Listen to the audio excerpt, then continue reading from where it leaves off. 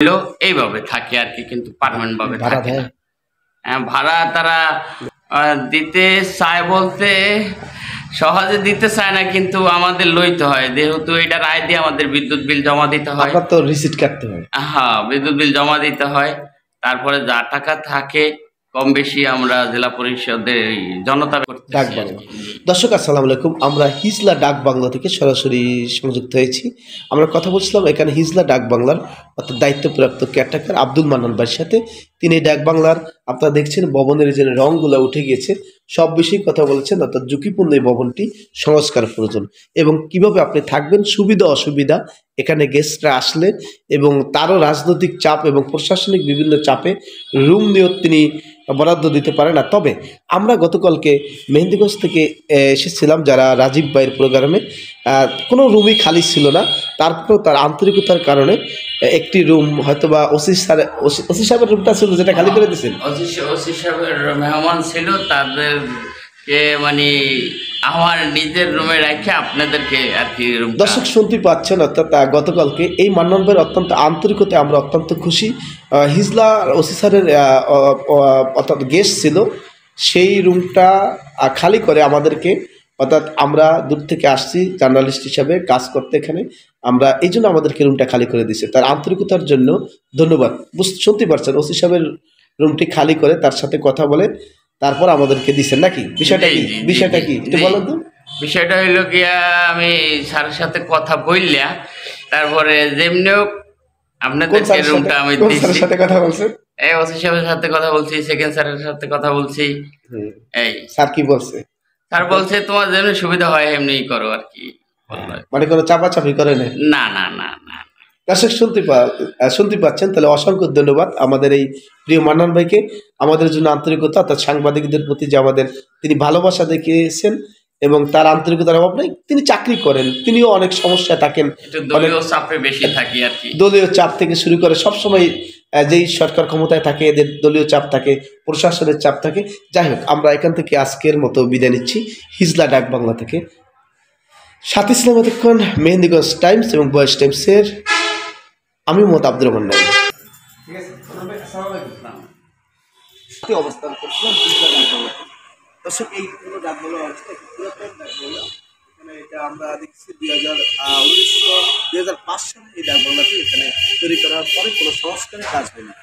আপনারা দেখতেই পাচ্ছেন এই ডাকবাংলাটির সর্বশেষ অবস্থা। করছে 20 লাখ টাকা বাজেট করছে টোটাল কাজ নিয়ে। 20 লাখ টাকা বাজেট করছে না? হ্যাঁ করছে, আমাদের ইঞ্জিনিয়ার স্যার বললো। কত বছর আগে? 1 বছর খানিক হয়েছে, হয়ে গেছে। করে কিংবা টিউন সাহেব ফোন করে এদের সাথে যোগাযোগ করে, যেমন 1-2 দিনের জন্য থাকে, কিন্তু আমার পার্মানেন্টও থাকে এরকম অভিযোগ আছে না। আমার ডাক বাংলায় পার্মানেন্ট থাকে না।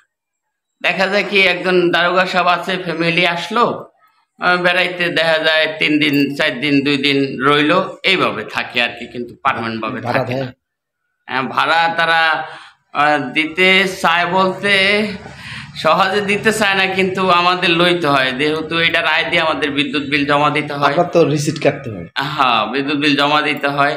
তারপরে যা টাকা থাকে কম বেশি আমরা জেলা পরিষদের জনতা ব্যাংকে জমা দিই, এই আর কি, চালান কপিতে। জি। তারপরে আমাদের বেতন হয়। আপনার বেতন কত? আমি বেতন মাস্টার রুলে আছি, আমরা ডেইলি হিসাবে থাকি আর কি। ডেইলি 500 টাকা আর কি পরে। ওই 30 দিনে হইলে 30 দিনের পয়সা হয়, আর 29 দিন হইলে 29, 31 দিন। বাসা কত? আমার বাড়ি এখানেই। আমার বাবা এখানে ওই যে পুরাতনটায় 40 বছর চাকরি করছে, পরে আমি করতেছি আর কি। যখন নতুন হয়েছে তখন মালামাল দিছে, তারপর থেকে কোনো ওই সোফা টোফা যা কিছু কভার টভার চেঞ্জ করা হয় না, কিংবা বানিশ করা হয় না। এই খারাপ অবস্থায় আছে আর কি, অনেক জায়গায় প্লাস্টার উঠে গেছে, কিংবা মালামাল নাই আর কি। গেস্টদেরকে সুবিধা দেওয়ার জন্য অনেক মালামালের প্রয়োজন। আচ্ছা, আপনাদের থাকার রুম কয়টা? আপনাদের 4টা রুম, বেডরুম। আচ্ছা, কোন ধরনের রুম, কত ভাড়া, কত সরকারি? আর নিচতলার রুম হইলো গভর্নমেন্টের জন্য 250 টাকা ভাড়া। হ্যাঁ। এই আর উপরে উপরে হইলো ভিআইপি ভিআইপি রুম 400 টাকা, এসি রুম।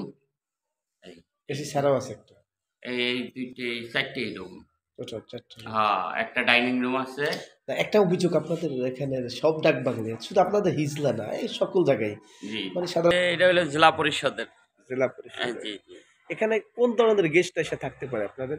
এনে সরকারি লোকজন আইসা থাকে দূর দূরান্ত থেকে, যারা না যাইতে পারে, কাজকর্ম হ্যাঁ হ্যাঁ করতে থাকতে হয়, হ্যাঁ। এই জন্য তারাই থাকে। আর বেসরকারি বেসরকারি ভাবেও থাকা যায়, কিন্তু সরকারি লোকজন চাইলে বেসরকারি লোক যারাই থাকবে রুম ছাইড়া দিতে হবে খালি আর করতে কি। হবে। এই আর তাদেরকে আগে দিতে আর হবে। মিডিয়ার জন্য কোনো রুম কি বরাদ্দ থাকে? মিডিয়ার জন্য এমনি রুম বরাদ্দ থাকে না, কিন্তু তাদের জন্য কেউর জন্যই রুম বরাদ্দ থাকে না, কিন্তু অগ্রাধিকার দেওয়া হয়। হ্যাঁ, তার প্রয়োজনে অনেক সময় রুম দিতে হয়।